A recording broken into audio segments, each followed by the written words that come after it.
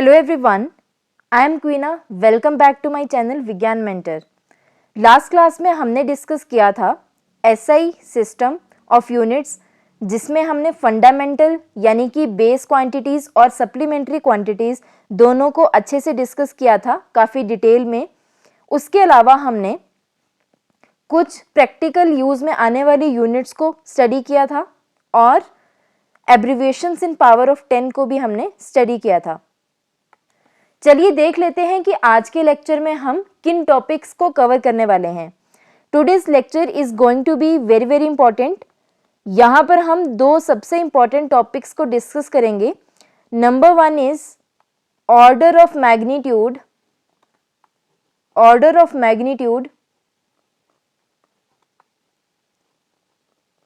And second जो हमें discuss करना है दैट इज significant figures।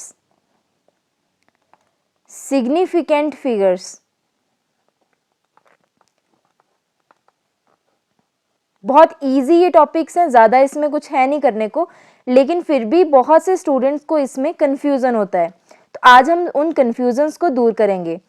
तीसरा, हमें प्रैक्टिस करने हैं कुछ numericals related to these topics. So this is all we are going to do today। चलिए अब हम स्टार्ट करते हैं हमारा लेक्चर। पहले हम डिस्कस करेंगे order of magnitude.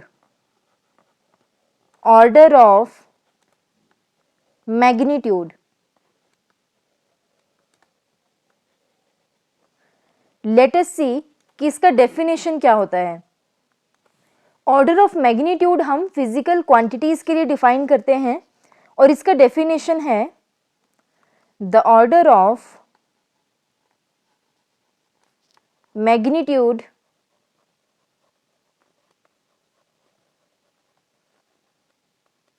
Of a physical quantity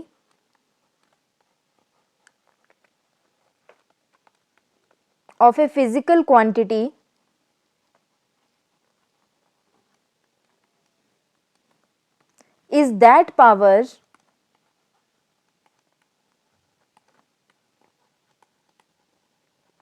of 10 which is closest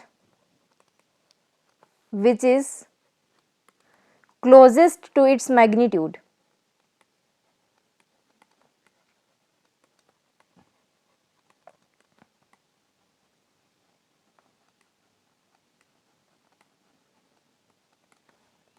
ये इसका डेफिनेशन होता है। अब इसे ज़रा समझिए। मैग्नीट्यूड किसी भी फिजिकल क्वांटिटी का हमें क्या बताता है? हमें ये बताता है कि कोई क्वांटिटी कितनी बड़ी या फिर कितनी छोटी है, यानी कि मैग्नीट्यूड से हम जानेंगे फिजिकल क्वांटिटी के साइज को। ओके, अब जैसे मान लो कि मैं 10 और 10,000 की बात करती हूँ, तो इनका मैग्नीट्यूड है ना, ये वाला जो नंबर मैंने लिखा है वो मैग्नीट्यूड है। अगर मान लो मैं इसके साथ यूनिट लगा देती हूँ मीटर, अब ये बन गया एक फिजिकल क्वांटिटी का टोटल। अगर हम इसका वैल्यू लिखें 10 मीटर्स, 10 यहाँ पे न्यूमेरिकल वैल्यू है और मीटर इसका यूनिट है, तो इसके मैग्नीट्यूड से हमें क्या पता चल रहा है कि 10 मीटर बहुत ही छोटा है in comparison with this 10,000 metres. Okay, so magnitude से हमें साइज का आइडिया लगता है। ऑर्डर ऑफ मैग्नीट्यूड क्या चीज़ है वो समझते हैं। So basically it gives us the idea about how big or how small a given physical quantity is। A given physical quantity is। एक एग्जाम्पल से मैं आपको समझाती हूँ। लेट अस से आपको कोई चीज़ परचेज करनी है और आप अपने फ्रेंड से पूछते हैं कि उसका कितना प्राइस है। अब अगर आपके फ्रेंड ने बोला कि ये चीज़ 1200 की है, तो आपके दिमाग में डायरेक्ट क्या आएगा कि ये जो वैल्यू मैंने आपको बताई है या आपके फ्रेंड ने आपको बताई है ये 1000 के क्लोज है, ठीक है। और अगर आपका फ्रेंड बताता है कि वो जो चीज़ है वो 1800 की है, 1800 की है, तो आपके दिमाग में डायरेक्ट क्या आएगा कि ये जो वैल्यू है ये 2000 के ज़्यादा क्लोज है। ठीक है, तो 1200 जो वैल्यू हुआ ये 1000 के ज़्यादा क्लोज हुआ और 1800 वैल्यू 2000 के ज़्यादा क्लोज हुआ। लेकिन अगर आप इसकी डेफिनेशन देखें तो इसमें लिखा है the order of magnitude of a physical quantity is that power of 10 which is closest to its magnitude. यानी कि हमें यहाँ पे जो कंपैरिजन करना है वो 1000, 500, 2000, 3000 इन वैल्यू से नहीं करना है, हमें सिर्फ और सिर्फ पावर्स ऑफ 10 से ही कंपैरिजन करना है। जैसे कि अगर मैं यहाँ पे लिखूँ 10, 100, 1000, 10,000, तो यहाँ पे अगर मैं इनको पावर्स के फॉर्म में लिखना चाहूँ तो मैं इन्हें ऐसा लिख सकती हूँ ना, 10 power 1, 10 power 2, 10 power 3, 10 power 4। Okay, तो अब हमें इनके बीच की वैल्यूज के साथ कंपैरिजन नहीं करना है, हमें डायरेक्ट देखना है कि कोई भी वैल्यू 100 के ज़्यादा करीब है या फिर 1000 के, या फिर मान लो अगर मुझे 1000 और 10,000 के बीच की कोई वैल्यू है, लेट अस से अगर मैं लिखती हूँ 2897, 2897 ये जो वैल्यू है वो 1000 के ज़्यादा करीब है या 10,000 के ज़्यादा करीब है। ऑब्वियसली ये 1000 के ज़्यादा क्लोज है, तो इट मीन्स कि इसका जो ऑर्डर ऑफ मैग्नीट्यूड होगा वो 10 की पावर 3 से हम निकालेंगे, ना कि 10 की पावर 4 से। सो बेसिकली हमें करना क्या है, हमें सिर्फ 10 के ही जो पावर्स हैं, इनके जो मल्टीपल्स हैं, उन्हीं के साथ कंपैरिजन करना है किसी भी गिवन नंबर का। अब हम देखते हैं कि ऑर्डर ऑफ मैग्नीट्यूड पता करके हमें फायदा क्या होता है। ये एक्चुअल में किसी भी मैग्नीट्यूड के मोटे तौर पर साइज को डिफाइन करता है। लेट अस से आपको कोई पेन या कोई नोटबुक खरीदना है, कोई पेन या कोई नोटबुक खरीदना है, तो आपको कुछ 10-20 रुपए में या 100-50 रुपए में मिल जाएगा। ठीक है, इससे ज़्यादा उसकी वैल्यू नहीं होगी नॉर्मली। और अगर आपको कोई मोबाइल फ़ोन खरीदना है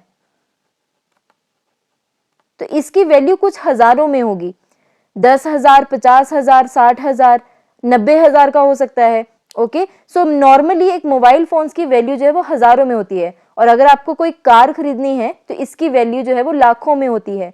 अब चाहे वो 10 लाख हो, 5 लाख हो या 50 लाख हो, लेकिन हमें मोटे तौर पर पता है कि पेन नोटबुक खरीदने के लिए कुछ 100 रुपये या कुछ 10-20 रुपये ही हमें ज़रूरत होगी। मोबाइल फ़ोन खरीदने के लिए हमें कुछ हज़ारों रुपए की ज़रूरत होगी, जबकि कार खरीदने के लिए हमें कुछ लाखों रुपए की ज़रूरत होगी। तो इस तरह से हम ऑर्डर ऑफ मैग्नीट्यूड को बेसिक एक इंफॉर्मेशन लेने के लिए कि किसी भी क्वांटिटी का साइज कितना है उसके लिए हम यूज़ करते हैं। So order of magnitude find out करने के लिए आपको बड़ी ज़्यादा मेहनत करने की ज़रूरत नहीं है। एक सिंपल सा फॉर्मूला है, उस फॉर्मूला को हम यूज़ करेंगे और हम ऑर्डर ऑफ मैग्नीट्यूड का वैल्यू फाइंड आउट कर सकते हैं। और अपने कॉमन सेंस से, अपने लॉजिक से हम चेक भी कर सकते हैं कि जो हमने वैल्यू लिखा है वो सही भी है या गलत है। सो चलिए अब हम देखते हैं कि वो फॉर्मूला क्या है। To determine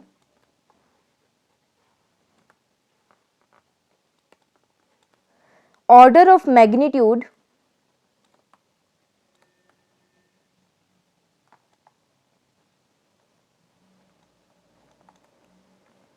of a number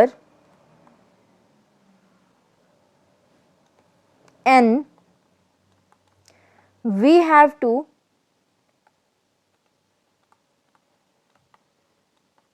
express it as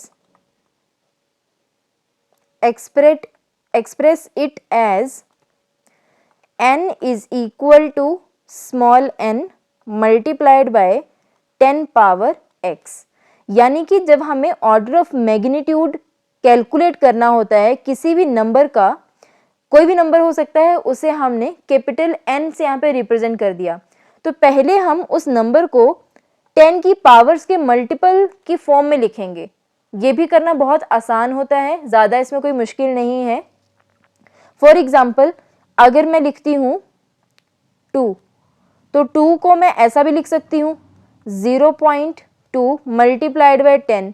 okay, तो 0.2 multiplied by 10 is again equal to 2। तो हमने 2 को 10 के मल्टीपल के फॉर्म में लिख दिया। ऐसे ही हम किसी भी नंबर को 10 के मल्टीपल के फॉर्म में लिख सकते हैं। अब यहाँ पर जो x आपको दिख रहा है, जो 10 की पावर है, वही हमारे पास ऑर्डर ऑफ मैग्नीट्यूड होता है। जैसे कि यहाँ पर देखो 10 की पावर कुछ भी नहीं है ना, तो यहाँ पर हम इसको 1 लिख सकते हैं। तो इट मीन्स कि यहाँ पे ऑर्डर कितना हुआ, यहाँ पे ऑर्डर हुआ 1 के बराबर। अब डेफिनेशन देख लो दोबारा जरा। Order of magnitude of a physical quantity is that power of 10 which is closest to its magnitude. यानी कि पावर ऑफ 10 ही हमारे लिए इंपॉर्टेंट है। पावर ऑफ 10 जितनी भी होगी वही हमारा ऑर्डर ऑफ मैग्नीट्यूड होगा।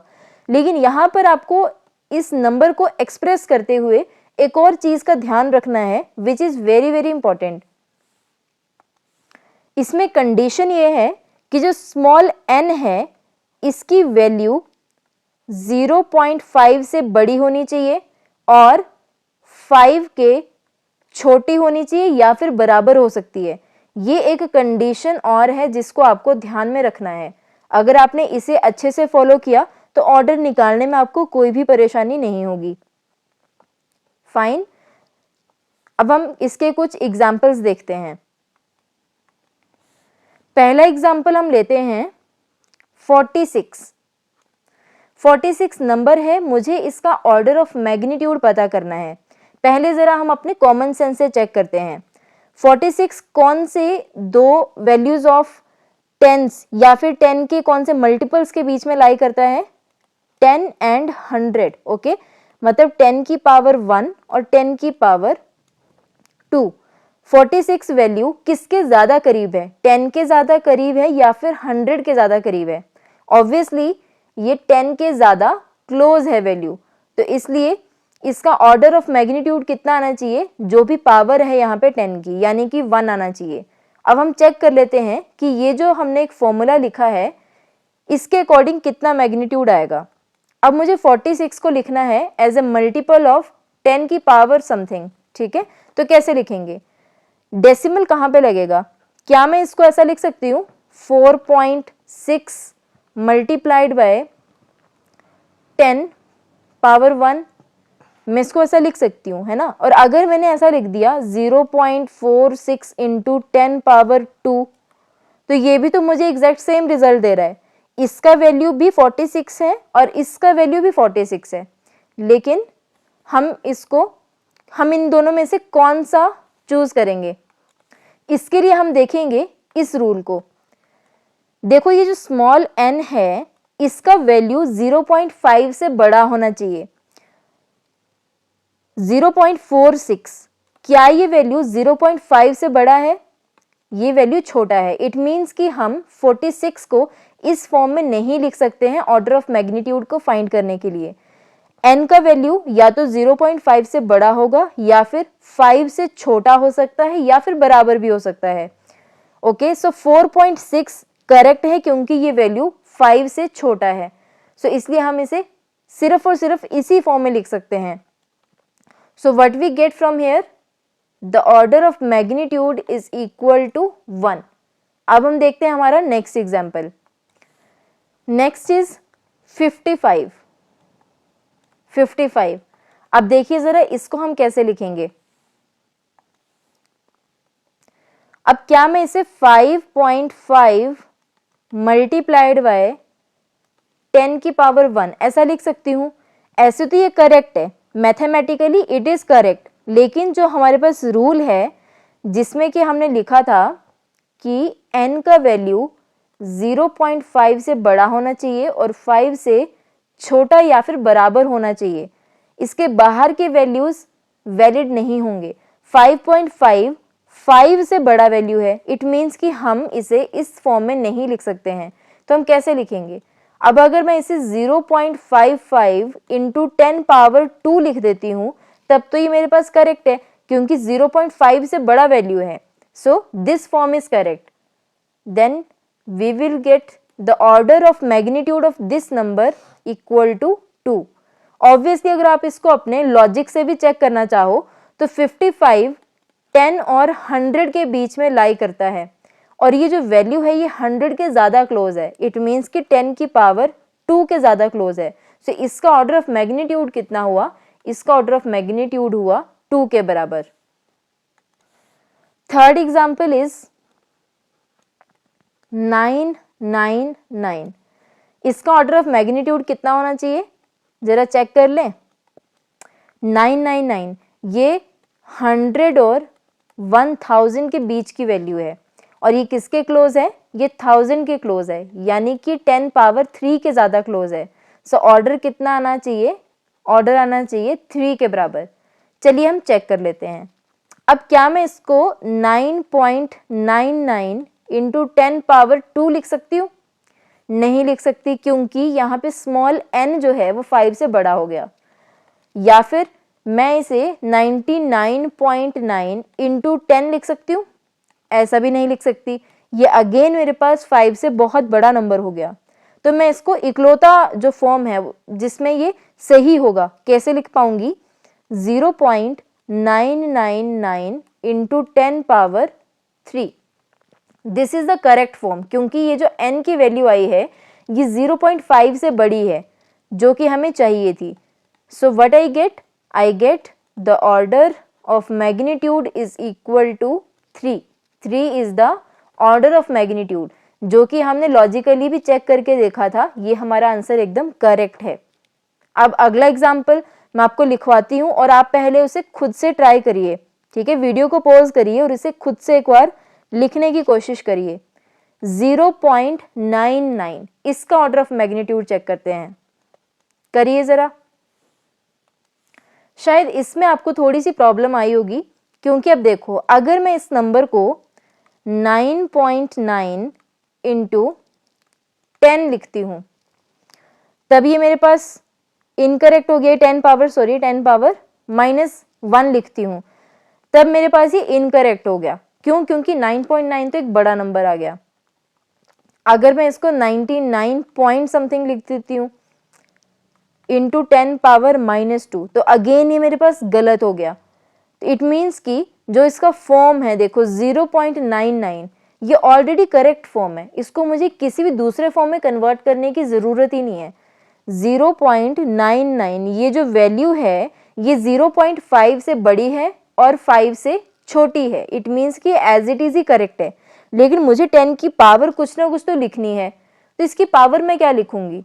इसकी पावर मैं लिखूंगी 0, because anything raise to power 0 is 1, so I get the number back. तो इस नंबर में कोई भी तरह का चेंज नहीं आया अगर मैं इसे इस तरीके से लिखती हूँ। ऐसा भी नहीं लिख सकती, ऐसा भी नहीं लिख सकती। This is the correct form. तो यहाँ पर ऑर्डर कितना आ गया? ऑर्डर आ गया 0। 0 ऑर्डर भी पॉसिबल है, ओके? आपको इसमें कंफ्यूज नहीं होना है कि 10 की पावर कुछ पॉजिटिव ही होनी चाहिए। 0 भी हो सकती है, नेगेटिव पावर भी हो सकती है। नेगेटिव पावर के भी हम अभी एग्जाम्पल्स करेंगे। और अगर आप इसको चेक करना चाहो तो ये वैल्यू देखो 0 के ज़्यादा क्लोज है, 0.99। तो इसलिए इसका ऑर्डर कितना है? 0 है इसका ऑर्डर। नेक्स्ट क्वेश्चन करते हैं।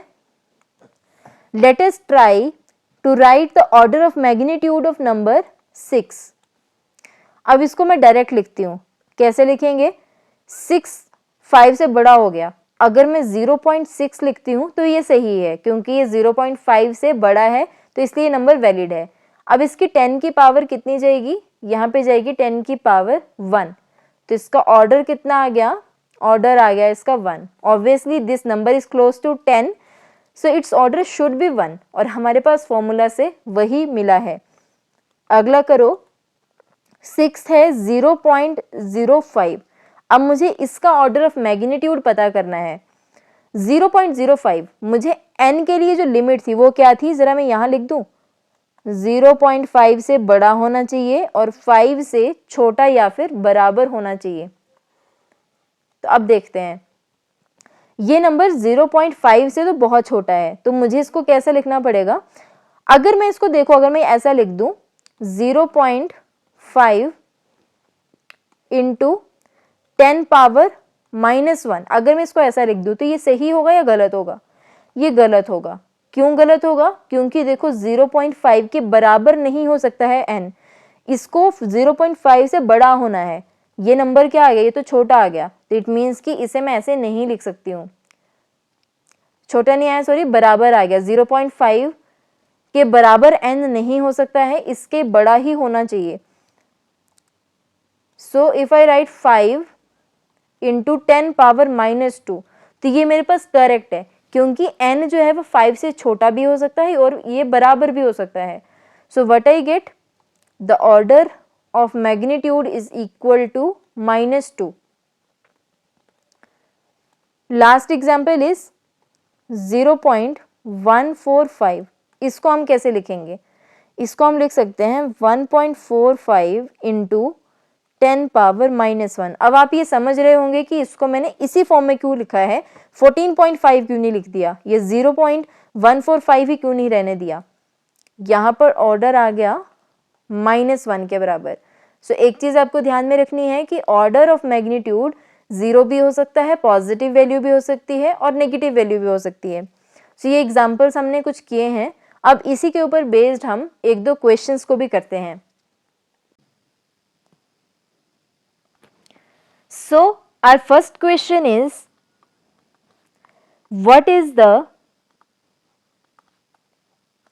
Order of magnitude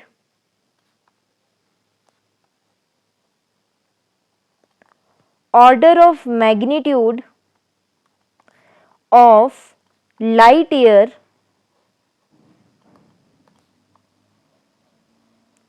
in meters? In meters, this is our question।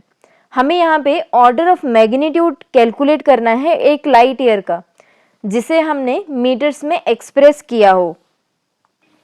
हम जानते हैं कि 1 light year is equal to 9.467 multiplied by 10 power 15 metres.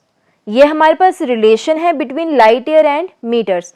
अब हमें order of magnitude find out करना है, तो कैसे करेंगे? 1 light year is equal to, इसे हमें कैसा लिखना है, n is equal to n multiplied by 10 power x की फॉर्म में हमें इसे लिखना है।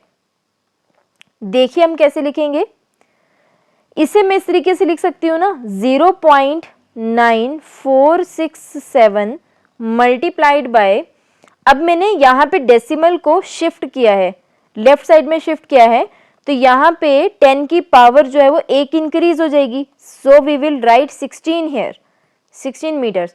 0.9 क्यों लिखा है हमने? क्योंकि हमें n का वैल्यू जो है ये हमें 0.5 से बड़ा चाहिए और 5 से छोटा चाहिए या फिर बराबर, तो दिस इज करेक्ट फॉर्म। सो यहाँ पे देखो, अब ऑर्डर ऑफ मैग्नीट्यूड कितना होगा, जो यहाँ पे x की वैल्यू होगी। So order is equal to 16 here. Okay, so this is the order of magnitude. This was a very simple question. अब हम अगला क्वेश्चन करते हैं। Second question is, what is the order of magnitude